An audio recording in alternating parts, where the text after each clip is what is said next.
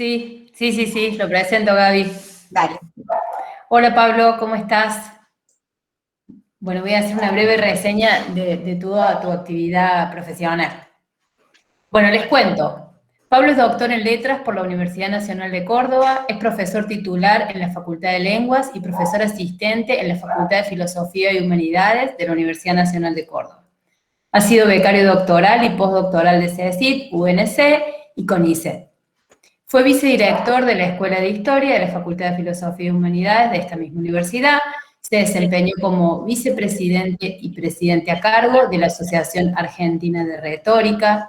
Es autor de varios libros y de diversos artículos que toman como centro de análisis los videojuegos. Fue galardonado en el año 2004 con el premio de la Academia Argentina de Letras por su desempeño académico. Entre los artículos de su autoría que queremos mencionar en este encuentro están Espejos virtuales, la semiótica de la cultura y el enlace héroe-jugador en el videojuego. Jugar a la guerra, retórica y política en videojuegos bélicos. Lotman va a la escuela, la formación docente en clave semiótico-cultural. Y Mirar y jugar, diálogos posibles entre series televisivas y videojuegos. Bienvenido, Pablo. Gracias, Eugenia. La pregunta acerca de los videojuegos puede ser también acerca de la pregunta acerca de las ficciones que generamos o de las ficciones culturales o políticas o sociales que generamos para vivir en sociedad. Entonces, la respuesta que damos forzosamente es histórica y por lo tanto sigue siendo válida la pregunta porque nos obliga a preguntarnos qué son los videojuegos o pueden los videojuegos hoy modificar la forma de ver el mundo. Entonces, es verdad, es una pregunta vieja, pero no por eso menos que tiene seducción, ¿no? Bueno, he tomado nota de todo, la verdad que son cosas interesantísimas, me parece que abarcan diferentes campos que van desde los mundos de la socialidad que se generan en el juego hacia la socialidad que se genera fuera del juego, los lazos de construcción de la cara, de construcciones de relaciones, de jerarquías. También entrar un poquito en, bueno, hay varias que conocen géneros dentro de los videojuegos y entonces comprender que aún si hablamos de videojuegos, como si habláramos de el cine o la literatura, estaríamos generalizando de un modo tal que para entrar a hilar fino deberíamos distinguir cuáles géneros y dentro del género cuáles productos, y eso, digamos, como docentes nos interesa particularmente porque si no corremos el riesgo de tirar al bebé con el agua, digamos, como se dice, ¿no? De no poder distinguir que dentro del género, por ejemplo, el first person shooter o algún bélico o alguno de aventura, puede haber juegos realmente muy, muy interesantes para llevar al aula.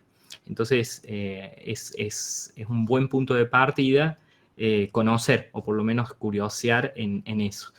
Y también pensar en que, bueno, creo que lo decía José en algún momento, hay dos cosas que me significaron. Una que dijo José sobre las habilidades cognitivas que generan los videojuegos, y uno podría pensar también en las habilidades sensitivas, en las habilidades de lectura, en la lectura rápida que tienen las generaciones que juegan videojuegos. No me estoy refiriendo solo a los jóvenes o a las jóvenes, me estoy refiriendo desde la generación Nintendo y antes, o sea, gente que ahora tiene 40, 50 años y que comenzó jugando videojuegos con el Mario Bros. O incluso antes, con sus viejos Atari.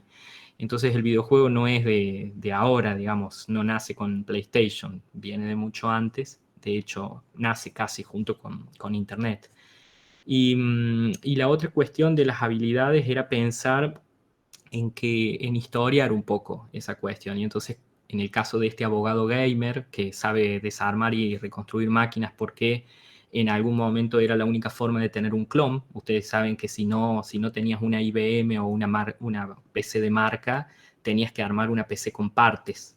Y la única forma de armar una PC con partes, que es lo que nos tocó al mundo, al tercer mundo, al mundo subdesarrollado, digamos que teníamos que reconstruir con partes, era saber armar una máquina. Y entonces hay toda una cultura hacker, una cultura vinculada al hacker, pero no al hacker que roba tarjetas de crédito, sino al hacker que se propone como desafío intelectual tratar de comprender cómo funciona el mundo de las máquinas y cómo funciona el mundo de los programas. Eso está muy estudiado por una antropóloga que se llama Gabriela Coleman, es canadiense y estudia la antesala a lo que sería la cultura de lo que conocemos ahora como cultura digital, es decir, de dónde venimos, ¿no? Y refiere más o menos a este marco temporal, a aquellos que en los 80 o en los 70 estábamos como adolescentes desarmando máquinas y rearmando máquinas, ¿no? Y la otra cuestión interesante es cómo las nuevas generaciones también han vivido con los videojuegos, pero de otro modo. Quizás no saben rearmar o desarmar una máquina y a mi modo de ver son más usuarios que productores o que desarmadores y demás. Saben usar aplicaciones, saben usar videojuegos, pero nunca han visto, por ejemplo, una pantalla de DOS, una pantalla negra, oscura, en donde hay que meter comandos código. ¿Por qué? Porque nuestro mundo después de Windows 3.1, 95 y demás está lleno de iconos y se decidió poner una ventana delante del código. Y hay una cuestión ahí de no acceso al código que es políticamente también interesante porque quienes tienen acceso al código son quienes programan el código, ¿no? Los algoritmos de Google, por ejemplo, o el algoritmo de Facebook que determina qué es lo que nos va a interesar o en qué vamos a detener la mirada más tiempo. Entonces, digamos, hay todas unas cuestiones, pero ¿por qué llegó al videojuego? Porque hay un autor que se llama Alessandro Barico, que escribe un libro que se llama The Game en el 2019 y en donde él plantea que hay una estructura gamer o una estructura ludificada en nuestra cultura actual que imita muchísimas cosas de los juegos. Y entonces con esto, yo había pensado terminar con esto, pero lo uso para comenzar. Manejar una cuenta bancaria es casi como usar un videojuego. Está lleno de dibujitos, uno entra a una especie de interfase en donde tiene que hacer clic en los botoncitos, incluso con el dedo en el celular mueve moneditas de un lugar a otro. Cuando uno entra a la factura electrónica lo atiende un personal que tiene forma de dibujo animado y es una inteligencia artificial que nos responde en función de lo que le preguntamos. Cuando necesitamos tramitar cualquier cosa, se maneja con una lógica lúdica. Lo que plantea Barico es cómo lo lúdico ha dejado de estar encerrado en un ámbito que puede ser que antes era etario, supongamos, ¿no? Y que tenía una finalidad específica, como podía ser la finalidad lúdica, y se ha convertido en una lógica cultural. Vivimos ludificadamente, es decir, todo se nos presenta como si fuera un juego, ¿sí? Entonces, por la facilidad, por el exitismo y demás. Entonces, estamos en una nueva fase de ludificación y lo que plantea Barico es que gran parte de esa preparación cultural para vivir o entender el mundo de una manera ludificada, la guerra parece un juego, ¿no? Parece una cuestión de botones en una pantalla y manejar un dron es lo más similar a manejar un videojuego de guerra de primera persona. Entonces, lo que plantea Barico es cómo esa cosmovisión se ha preparado, en cierto modo, con años y años de contacto cultural con productos digitales como son el videojuego. Y no solamente, y en esto retomo lo que decía Sofía al principio, no es solo el videojuego, el producto cultural con el que tomamos contacto. Hay series televisivas, hay cine, hay literatura, hay discursos políticos. El videojuego, a lo sumo, entra en contacto, entra en diálogo y entra coherentemente a dialogar con otros elementos. No en vano, la guerra de 1990 de Kuwait se llamó la Nintendo War. ¿Y por qué se llamaba la Nintendo War? Porque los misiles tenían cámaras puestas en las narices de los misiles y cuando iban a detonar sobre la superficie uno podía ver hasta último momento a dónde impactaba el misil. Esa forma de mirar el mundo la había enseñado años antes los videojuegos, con los juegos bélicos de disparo en primera persona. Hacernos presentes en el campo de batalla como si estuviéramos ahí. Claro que en un videojuego el campo de batalla es ficcional y en Kuwait o en la guerra del Golfo las bombas eran reales, ¿no? Pero, digamos, hay muchas cuestiones que tienen que ver con una pedagogía de lo lúdico, en donde el juego o el videojuego tiene mucho que ver, ¿no?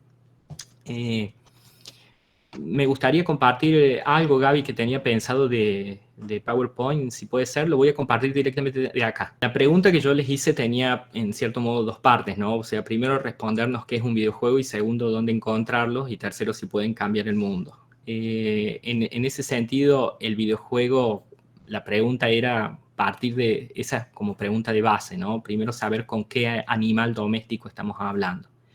Dónde encontrarlos era no solamente dónde buscarlos, sino también cómo leerlos en contexto con otros textos de la cultura. Y ahí, bueno, nada, una pequeña mención de que mi marco de trabajo es la semiótica cultural. Hay un autor que se llama Yuri Lotman, que dejaremos para otra oportunidad, pero que es como tiene una visión particular acerca de pensar los textos como, o sea, cualquier artefacto cultural como si fuera un texto de la cultura. Y en ese sentido no solo son textos verbales, sino el videojuego es un texto, la ciudad es un texto, las novelas son un texto. Podríamos partir de la idea de que el videojuego es un texto digital, ¿sí? Pero claro, ustedes me dirían inmediatamente cualquier documento que ustedes producen con Word, esta misma videoconferencia es un texto digital. Lo que diferencia al videojuego es que es un programa informático que tiene una finalidad lúdica, ¿sí? O por lo menos una predominante función lúdica. Y el otro aspecto es que requiere, sí o sí, para funcionar a un participante humano, a un operador. Requiere la retroalimentación o el feedback de un ser humano. Obviamente comparte algunos rasgos con otras formas lúdicas de la cultura, de hecho por eso es juego, pero tiene características propias y en eso me detengo en cuatro aspectos solamente. Por una parte genera inmersión y es algo de lo que señalaba recién Yael cuando subrayaba esta cuestión de encerrarse en ese mundo y experimentar el placer de llegar a la meta, lo que también se podía leer como ludopatía. Yo no lo voy a leer como una patología, porque incluso si lo historizáramos, descubriríamos, por ejemplo, que el gran problema del siglo XIX era la bibliomanía, es decir, el exceso de apego a los libros o el exceso de amor a los libros. Si alguien se pasaba todo el día leyendo, se consideraba que estaba enfermo y se lo obligaba a salir al aire libre. Entonces, la cuestión de las patologías siempre es una cuestión difícil de discernir más allá de los contextos históricos y sociales en el cual, y de las disciplinas que categorizan o que dictaminan quién está enfermo y quién no, ¿no? Entonces, en ese sentido, no me meto en ese lugar, pero sí podríamos pensar en que son artefactos fuertemente inmersivos, o sea, que generan mundos ficcionales complejos en donde uno se inscribe o uno se mete. El otro aspecto fundamental es la interactividad. Son mundos que reaccionan a nuestro accionar. ¿Sí? Hay cosas que se rompen, hay cosas que cambian de lugar, hay cosas que se modifican según nuestra acción. Lo tercero tiene que ver también con lo que señalaban Silvana y Yael también acerca del placer, ¿no? Hay un autor que se llama Jesper Juhl que dice que en los mundos del videojuego encontramos espacios controlados para hacer apuestas emocionales. ¿A qué se refiere? A que allí podemos hacer cosas que no podríamos hacer en nuestra vida cotidiana o en el mundo no ficcional o no videolúdico, porque no tienen los efectos que tendrían en nuestro mundo real. Disparar un arma, cambiar de género, tener una relación sentimental con alguien o con algo, hacer determinadas cosas. Eso puede suceder en el mundo del juego y implica apuestas emocionales que recaen sobre un personaje que es un otro, normalmente un avatar. Un personaje a quien nosotros comandamos, pero que no somos nosotros. Y ante eso, una breve mención se dijo recién también de Erika, dijiste acerca de las abstracciones que generan estos mundos de los videojuegos y cómo diferenciarlos, me pregunto yo, ¿no? De decir, bueno, a ver, ¿son los niños o las niñas capaces, o los jóvenes o las jóvenes capaces de diferenciar el mundo del juego del mundo que no lo es? Bueno, Lotman dice que sí, que la primera escuela de la cultura es el juego, porque es la escuela que nos enseña a diferenciar aquello que es mundo del juego de aquello que no lo es. Les habrá pasado cuando hay un niño o una niña jugando y nosotros atravesamos el espacio que él está usando de juego y nos retan, por ejemplo, porque dicen, me acabas de pisar la mesa, ¿no? O acabas de tirar toda la mesa con las tazas y uno no ve nada allí, pero en realidad ha roto el mundo ficcional y quien está jugando es perfectamente capaz de diferenciar el mundo del juego del mundo que no es juego. Por eso puede terminar el juego en algún momento. Señala cuando termina. El problema es, claro, y ahí sí deberíamos pensarlo en términos de patología, cuando alguien no puede distinguir lo que es juego de lo que no es juego, ¿no? Y entonces ahí se plantean otros tipos de problemas. Un cuarto elemento, y con esto paso a lo siguiente, es que los videojuegos nos convencen de cierto modo que no nos convencía ningún otro texto de la cultura anterior. Si una novela, una obra literaria o un discurso político nos convencía quizás racionalmente por el uso de las figuras retóricas del lenguaje, los videojuegos tienen a disposición una variedad de elementos retóricos que no son solo lingüísticos para persuadir. Por ejemplo, las imágenes, por ejemplo, la música, por ejemplo, la caracterización de personajes, por ejemplo, el lugar en el que se nos coloca y las posibilidades que se nos ofrece para hacer o no hacer. Digo, son todas cuestiones que hacen a un modo de convencer o persuadir. Eso Jan Bogost lo llama una retórica procedural. Entonces, algunas conclusiones provisorias en función de lo que recogí que ustedes han respondido a la pregunta, y lo que vengo diciendo es, bueno, a ver, los videojuegos se vinculan genéticamente con el juego. Sin embargo, expanden algunas posibilidades para vivenciar o vivir, para experimentar con otras prácticas a través de tecnologías o a través de medios tecnológicos. Y además, y en esto me detengo, algunos videojuegos no quieren ser leídos solos como juegos, quieren ser leídos también como otra cosa. Y a su vez, algunos juegos que muestran la realidad quieren ser solo leídos como juegos, pero sin embargo están diciendo mucho más, ¿no? Entonces digo, son una categoría difícil. Entonces, a un par de ejemplos sobre estos dos tipos que yo propongo acá, de los videojuegos que no quieren ser leídos como juegos y los videojuegos que muestran la realidad pero quieren ser leídos como juegos, ¿no? Comienzo por los últimos. Los videojuegos bélicos, por ejemplo, describen problemas geopolíticos, representaciones del mundo histórico actual o pasado, comunistas versus capitalistas, o tercer mundo versus primer mundo versus mundo desarrollado, terrorismo versus potencias de la OTAN. Digo, las tramas son variadísimas, pero podríamos distinguir dentro de, y en esto problematizo un poco lo que planteaba José, podríamos distinguir dentro del género de videojuegos bélicos al menos dos grupos. Algunos juegos que son comerciales, que pertenecen al mainstream o a, digamos, a la rama principal de grandes corporaciones productoras. Y allí las preguntas que uno podría hacerse cuando lee esos videojuegos es: ¿quién ataca? ¿Cómo se construye el enemigo? ¿Qué posibilidades se ofrece a quien juega? ¿Se puede no disparar en un juego de disparo? ¿Se pueden cambiar las reglas de juego cuando todo está encaminado a que uno o una dispare? Entonces, esas son buenas preguntas. Y como ejemplo, ustedes conocerán la saga Call of Duty, por ejemplo, pero hay otras sagas, Battlefield, o seguramente conocen gente que juega, o ustedes mismas juegan, sí, las distintas tramas sociales en el Grand Theft Auto, por ejemplo.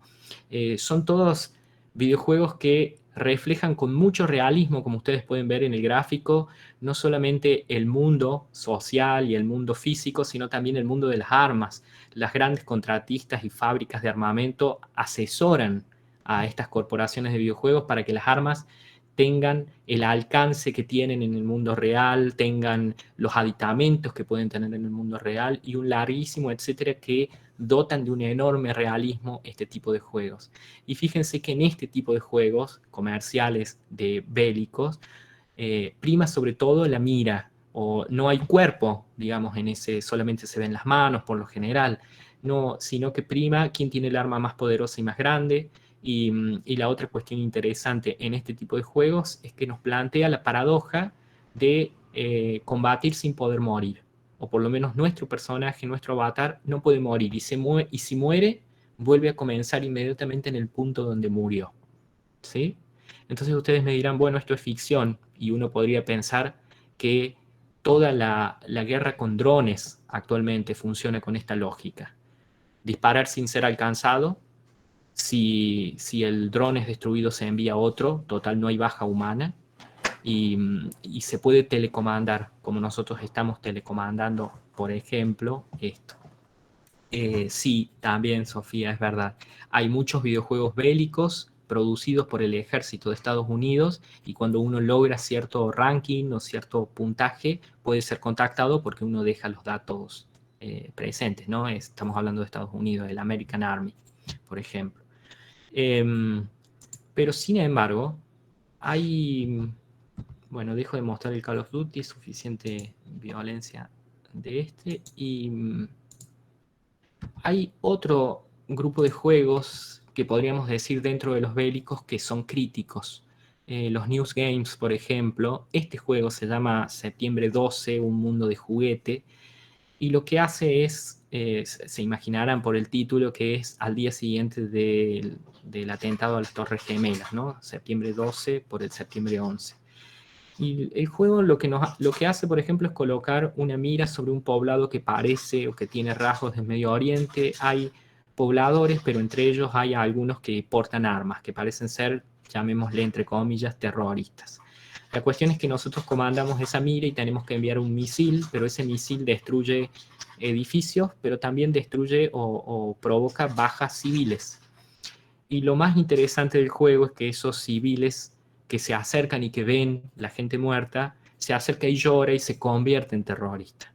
El juego no tiene fin, no hay forma de terminar el juego continúa constantemente y la única forma de detener el juego es dejar de disparar. O cerrar el juego o dejar de disparar.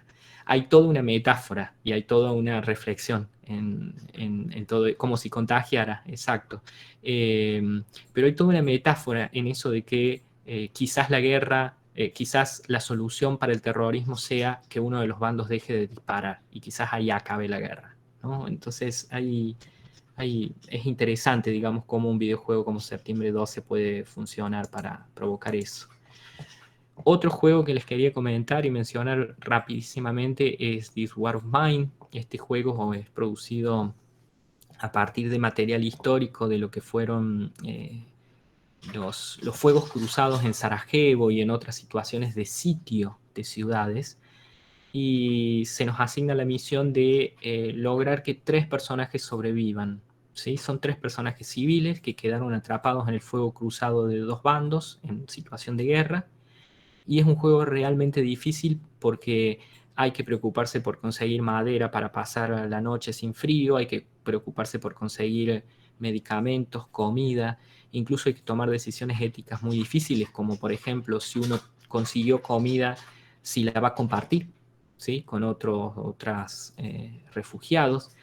Y el plazo del juego es de 40 días hasta que llega la ayuda humanitaria, la ayuda de Cruz Roja o de quien sea. Normalmente uno se tiene que mover por la noche y etcétera, etcétera. Personalmente no pasé de los 2 días de este juego y es un juego que provoca mucha angustia en el sentido en que nos coloca no en el papel del combatiente, como los juegos comerciales o mainstream, sino en el papel del refugiado que tiene que sobrevivir. Es una experiencia muy interesante este tipo de juegos. Se llama This War of Mine, esta guerra mía o algo por el estilo. Y la otra, el otro tipo de juegos tiene, ¿cuántos usuarios tiene? Hay que comandar a 3 usuarios o a 3 personas que sobrevivan, digamos, y se pueden ir muriendo. Perdemos el juego cuando se mueren las 3, cuando no logramos que sobrevivan. Consumo general no sabría decir el dato, pero es cuestión de chequearlo en el número de ventas. Obviamente tienen muchas menos ventas que los comerciales. Y ahora vuelvo al primer tipo de juegos, que decíamos esos juegos que quieren ser leídos como otra cosa, ¿no? Que no quieren ser leídos solo como juegos, sino que buscan otros límites.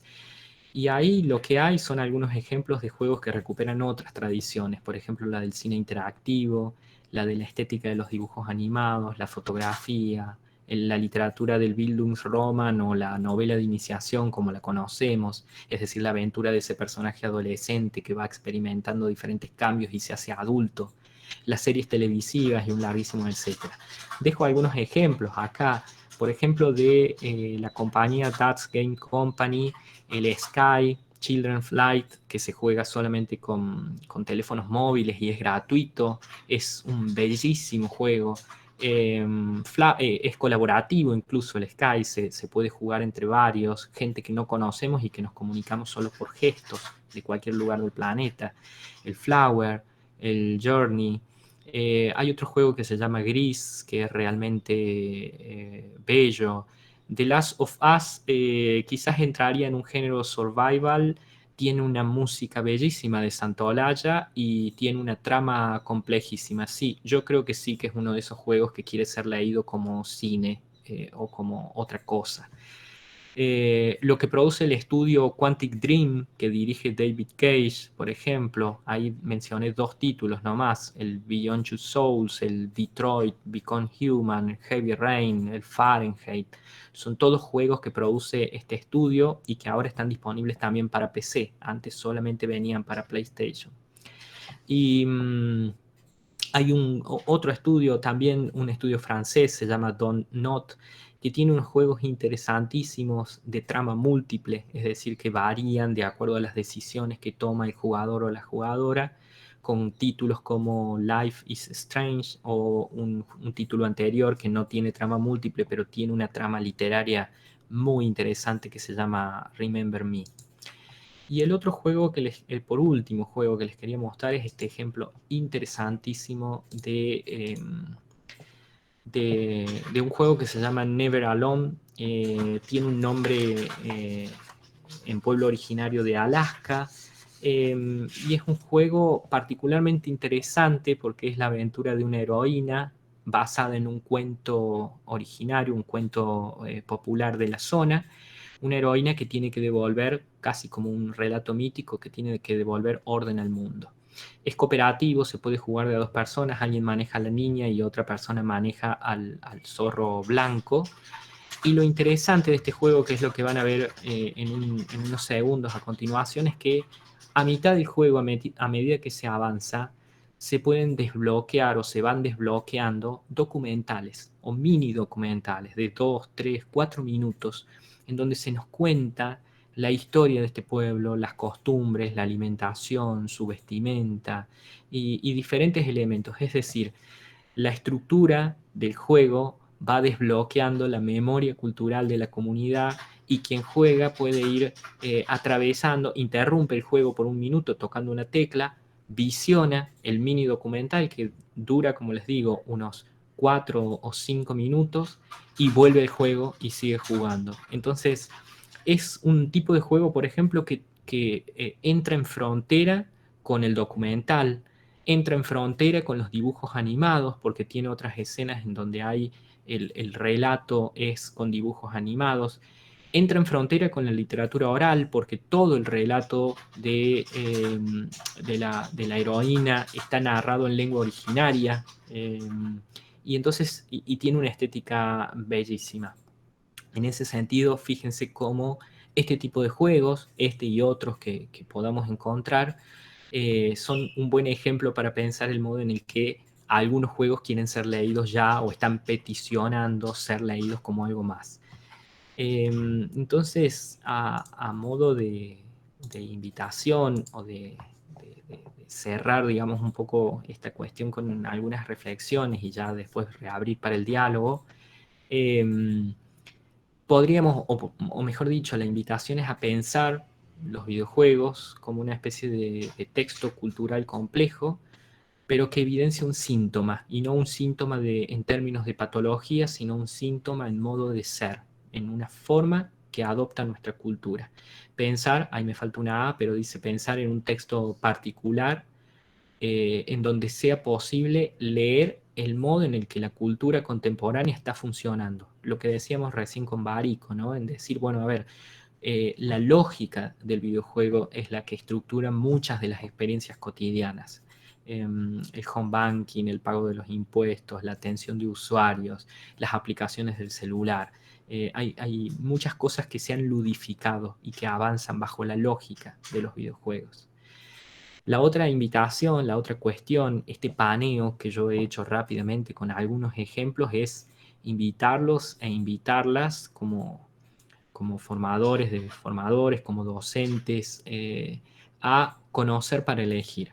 O sea, no quedarnos con esas macro categorías, los videojuegos, la literatura, el cine, sino indagar más en detalle qué videojuegos hay que estén jugando, o que se consigan, o curiosear en aquellos lugares que no son comerciales, que son de desarrolladores o desarrolladoras independientes, de pequeños estudios. Hay muy buenos juegos, hay muchas opciones para trabajarlos y para abordar en diferentes cuestiones. Eso es en parte el trabajo docente, creo yo, ¿no? El construir los caminos de interpretación y de una lectura ampliada que incorpore, que dé cabida a los videojuegos en una biblioteca de textos disponibles. El mismo proceso o el mismo camino atravesó el cine, por ejemplo, cuando tuvo que ingresar a la escuela, ¿no? Era sospechado de ser comercial, sospechado de ser solamente artístico, puramente recreativo, y poco a poco fue encontrando el modo de introducirse, y creo yo que se introduce también cuando encontramos los lenguajes para describir esos objetos, ¿no? Entonces la invitación es a no quedarnos con esas macrocategorías, y sino poner en contexto los videojuegos, aprender a dialogar con ellos, ponerlos en tensión, hacerle ese tipo de preguntas punzantes para revelar qué es lo que dicen y qué es lo que connotan. Y la última cuestión, y con esto cierro, Gabriela, es pensar en una urgencia de esta cuestión, ¿no? Yo no soy alarmista con esto, porque como varios de ustedes o varias de ustedes, crecí junto a los videojuegos, y puedo distinguir, digamos, muchas de las cosas que, que están buenas, que son como interesantes, pero también puedo distinguir, como se dijo recién, que el carácter comercial de algunos juegos implica o enmascara ciertas posiciones corporativas, cierto enorme manejo de dinero. Ustedes saben que la industria del videojuego mueve actualmente más dinero que la industria cinematográfica, y es una de las industrias más redituables, creo que detrás de la bélica y la farmacéutica, en lo que es a los réditos que provoca. Entonces, la coda o la pregunta urgente que dejo es: si nosotros y nosotras no asumimos una postura crítica y una postura atenta, si no comenzamos a leer videojuegos y a preguntarnos acerca de qué es lo que hacen los videojuegos o cómo pueden cambiar los modos de mirar el mundo, ¿quién va a educar? ¿Quién educa detrás de las pantallas? ¿No? ¿En manos de quién estamos dejando la educación? ¿En manos de las empresas, de las corporaciones, de esas construcciones de mundo? Entonces, esa es un poco la invitación última que hago. Y con esto termino y vuelvo sobre la pregunta que teníamos al principio, ¿no? En cierto modo, volver a esa idea de: ¿pueden los videojuegos cambiar la forma de mirar el mundo? Y mi respuesta podría ser, en función de lo que han dicho ustedes también, es sí, sí pueden, si nosotros cambiamos la forma de mirar los videojuegos, ¿no? Esa podría ser como una vuelta de tuerca interesante para pensar. Veo que ustedes de todos modos ya han comenzado ese ejercicio con la cantidad de cosas que han sacado en limpio, que es impresionante. Podríamos charlar un rato más sobre eso porque es muy interesante. Yo puedo, mientras doy tiempo, agregar algunas cositas que me quedaron en el tintero de lo que escuché primero. Dale. De lo que dijo Sofía acerca de las edades de los videojuegos, eso es algo bien interesante. Se piensa que cuando uno piensa en videojuegos, piensa en adolescentes, ¿no? Pero sin embargo, el gamer, digamos, o les gamers, porque también esa es otra cuestión, quizás va de los 25 a los 35, 40 años, es decir, no está tan definido etariamente en la adolescencia. Y la otra cuestión interesante es: pensamos en adolescentes varones y no pensamos en las gamers, y es un número que crece día a día, y porque habría que analizarlo sociológicamente, ¿no? ¿Por qué no se les permite a las mujeres jugar? ¿Sí? ¿O por qué lo serio o lo doméstico y todas las labores que no son del ocio se asocian, ¿no? O sea, introducir ahí a la variable etaria que mencionaba Sofía, la variable de género. Y también, por supuesto, la de la clase social. ¿Quiénes juegan, no? ¿Quiénes pueden comprar los juegos? ¿Quiénes pueden comprar el equipamiento para jugar?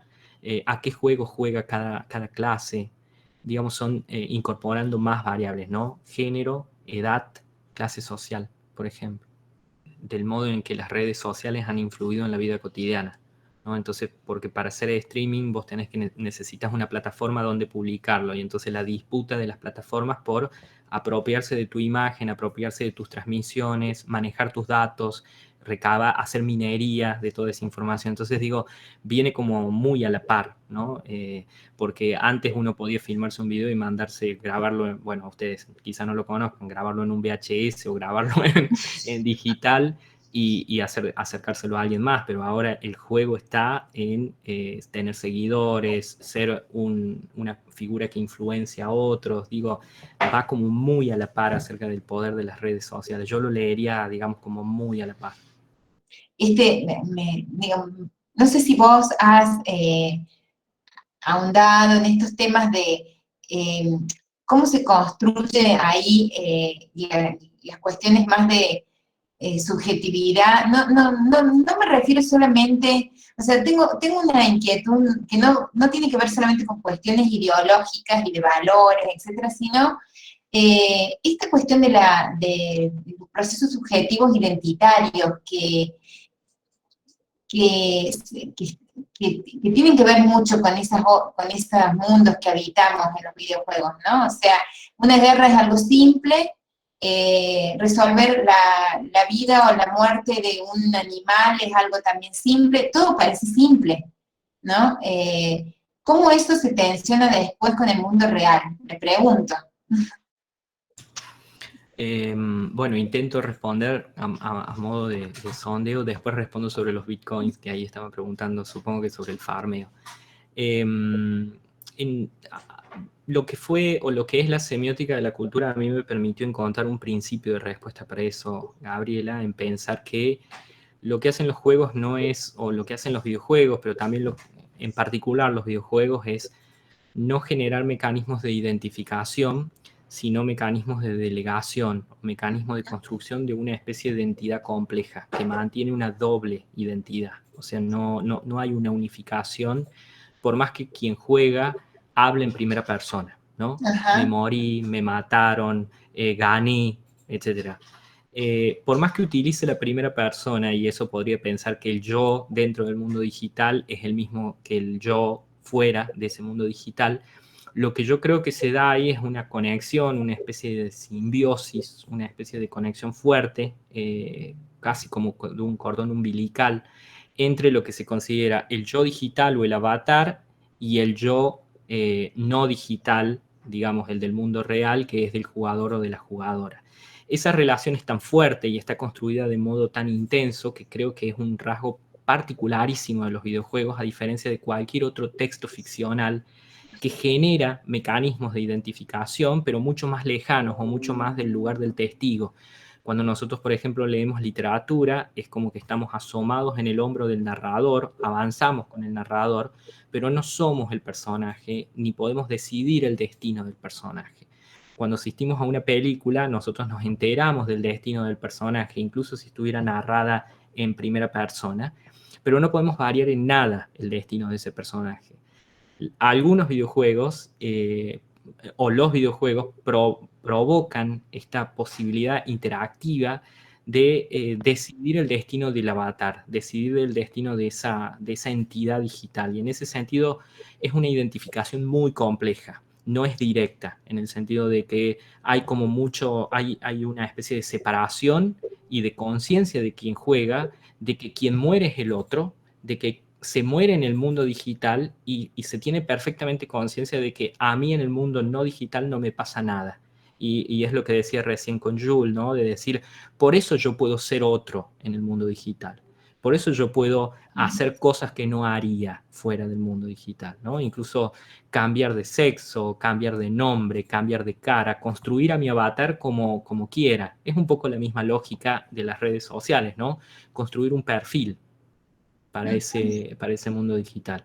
Entonces, se generan subjetividades, pero es una subjetividad para mí de dos cabezas o de doble cara. Una cara mira hacia el mundo digital y otra cara mira hacia afuera del mundo digital, ¿no? Y entonces tenemos a esta figura que mencionaba Sofía de el streamer, que se mete dentro del juego de dos modos. Se pone abajo a la derecha, por ejemplo, se filma él jugando y comentando el juego, pero además comanda al personaje dentro del juego. Está como duplicada esa situación.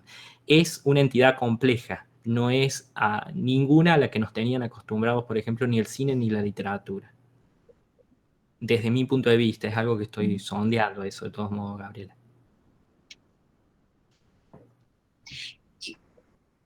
Haría otra pregunta antes que te vayas por lo del Bitcoin. Y ahí después, la segunda pregunta es, ¿cómo vos pensás el tema de la transferencia de ciertas habilidades o estrategias, ¿no? A ver, el jugador genera ciertas estrategias cognitivas, y la pregunta sería, ¿eso se puede transferir a otros campos de conocimiento? Creo que sí, porque en realidad lo que se provoca en los videojuegos o en la mayoría de los juegos es una simulación, es un campo de experimentación, o de experiencia y de experimentación, dice Jules, ¿no? En el sentido en que se proponen variables o se propone un contexto controlado.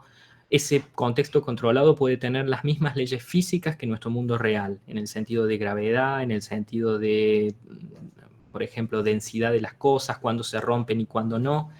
Y lo que provoca ese mundo simulado es la posibilidad de experimentar, romper algo sin romperlo en el mundo real, ¿no? Y en ese sentido, la habilidad no solamente de conocer, por ejemplo, no sé, cómo se ensambla un motor. Hay videojuegos de simulación de armado de motores, de armado de operaciones, por ejemplo, en hospitales, simulaciones de cómo llevar fábricas, de cómo construir ciudades, sobre todo el género simulación, así se lo conoce. Es un género sumamente realista, Gabriela, en el sentido en que se respetan casi en un sentido muy estricto, hay una voluntad realista muy estricta de reproducir las mismas leyes que uno se encontraría en un contexto real. Hay juegos como el Civilization, por ejemplo, elogiados por la precisión en el algoritmo para calcular las consecuencias sociales o políticas de ciertas decisiones históricas. Y entonces provoca o proyecta este mundo simulado con un grado de realismo tal que podría, digamos, funcionar como una especie de escuela de habilidades, más allá del asunto del juego, ¿no? Más allá del asunto. Creo que sí, creo que de hecho la realidad virtual ahora actualmente, la mencionaba el grupo 4 también, que fue vocera Sofía, se está utilizando actualmente como también nuevamente para aprender una habilidad motora y luego ya sin el casco reproducir la habilidad motora porque ya se tiene calibrado el cerebro en función de la tensión que se tiene que hacer con la musculatura y demás.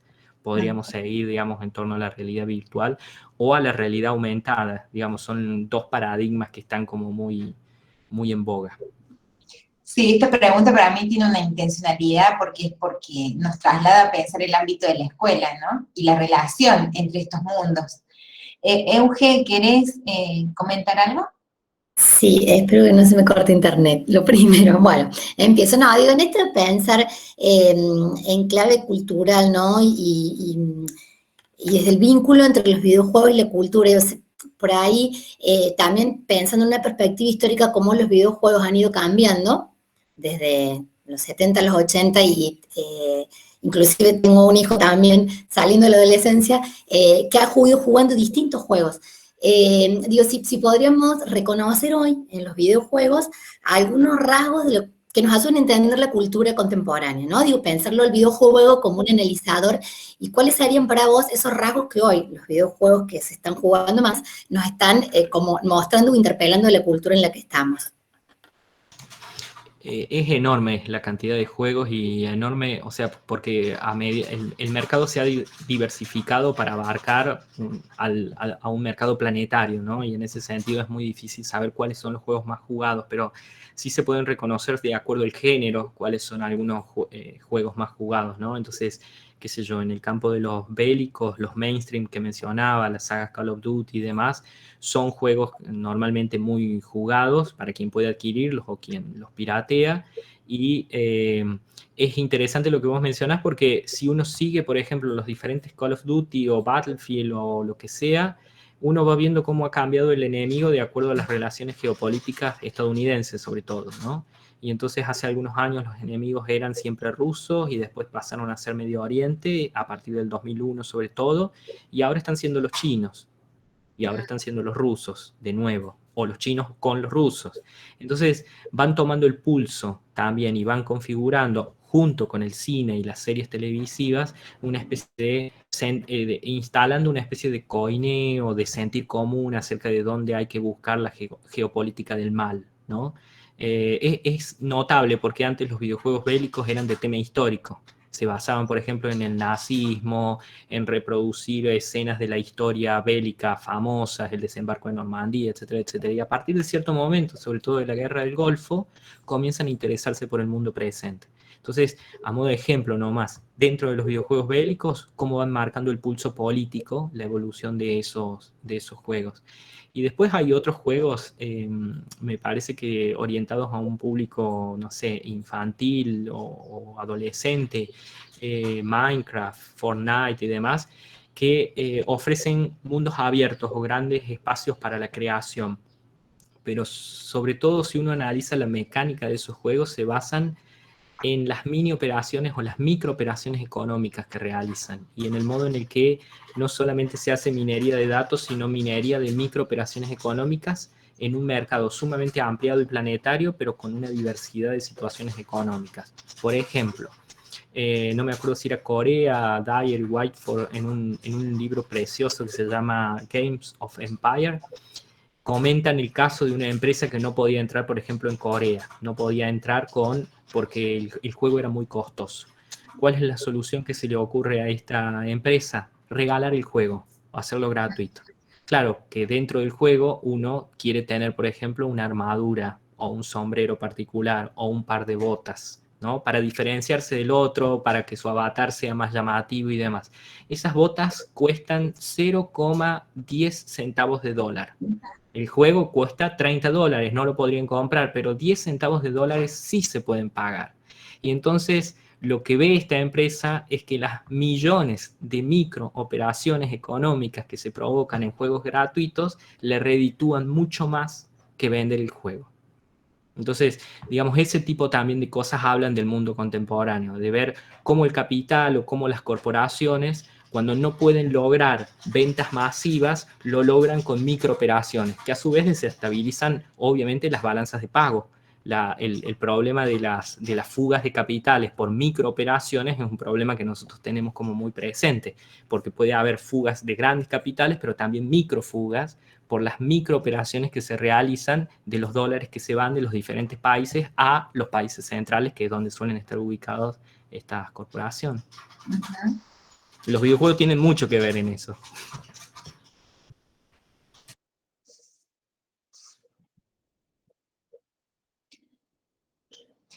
Alguien había preguntado de los Bitcoin y yo no tengo Bitcoin y no sigo mucho el mundo de los Bitcoin, pero hay dos datos interesantes que me parecen como bien interesantes, ¿no?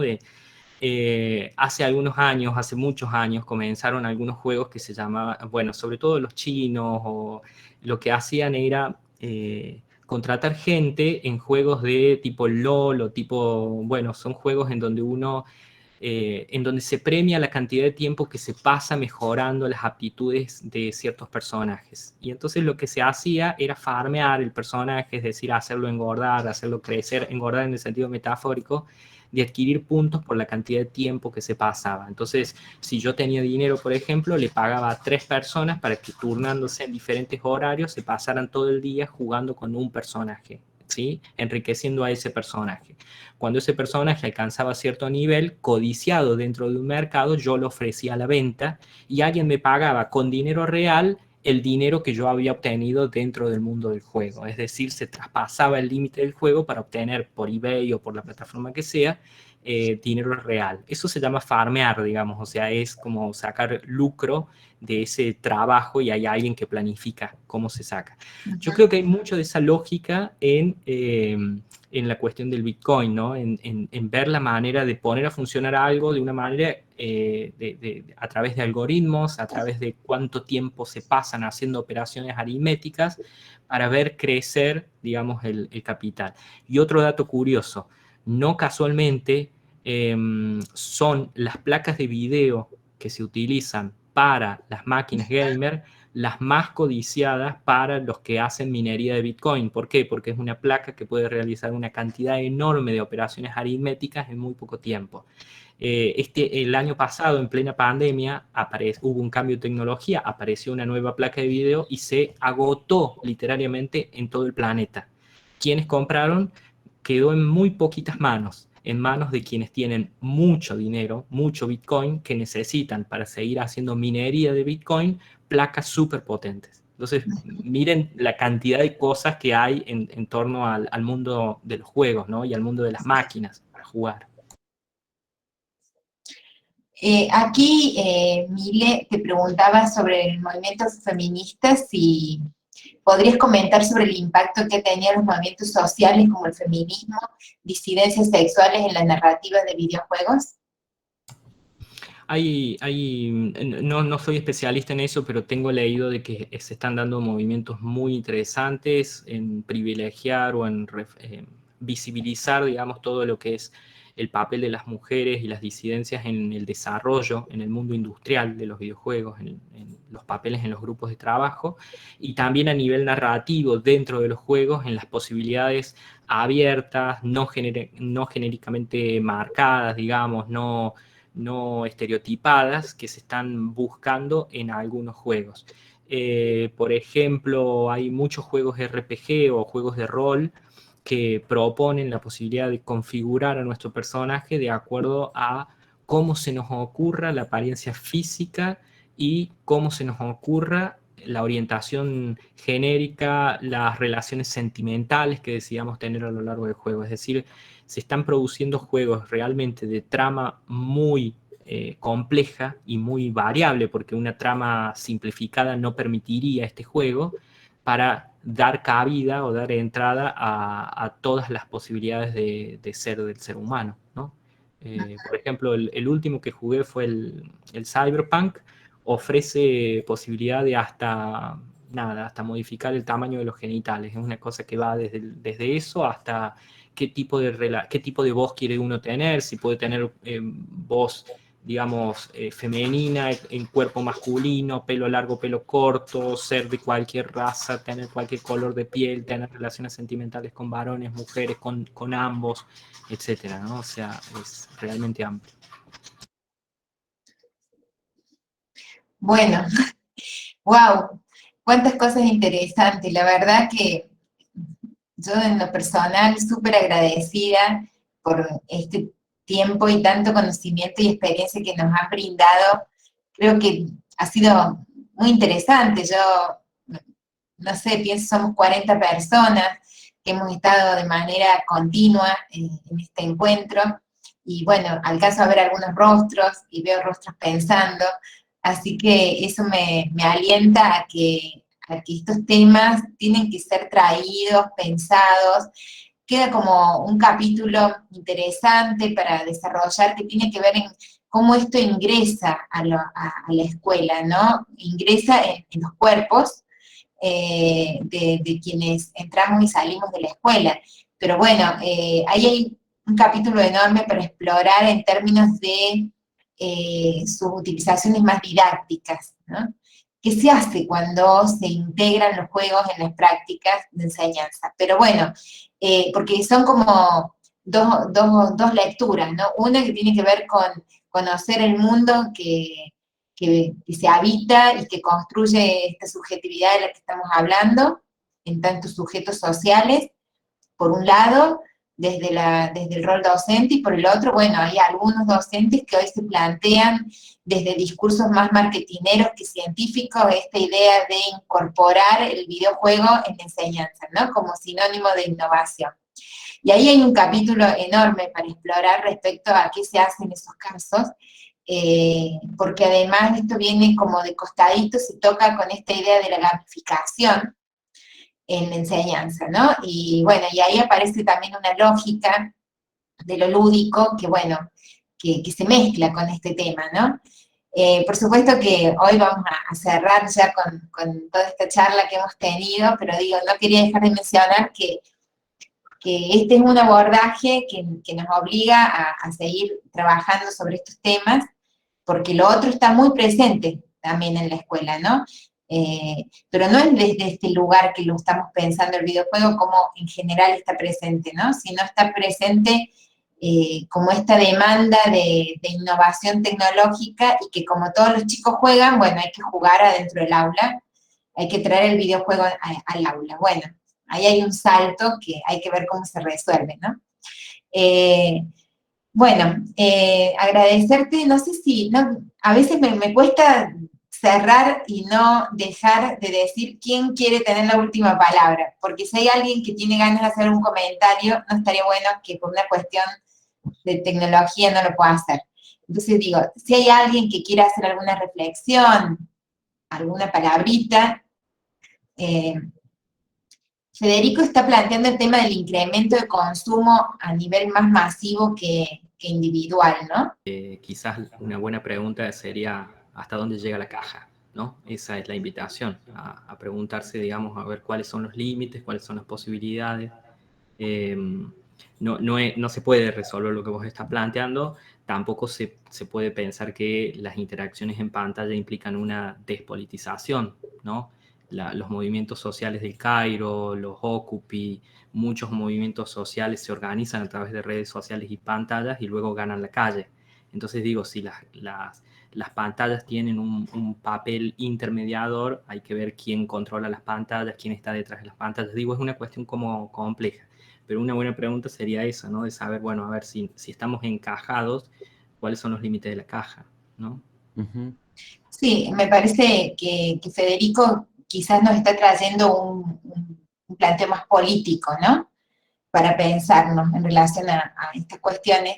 Y bueno, y justamente yo hacía referencia en el espacio que tuve de tutoría al libro este de Barico que vos traías también, Pablo, y bueno, y ahí hay una lectura, ¿no? También política de estos efectos de masa que a la vez generan tendencias al individualismo, ¿no? Me parece interesante poder también leerlo en clave política. Entonces, digo, se me ocurría compartirles un artículo que en lo personal me hizo sentir muy identificada en este tiempo, que salió en La Tinta, en esta revista digital, que es de una periodista que se llama Verónica Ferrucci, y dice, hablemos de la tristeza que sentimos. Yo se los voy a pasar como modo de personal, pero tiene una lectura política también de lo que nos está pasando como sociedad, y donde las tecnologías y todo esto que estamos hablando claramente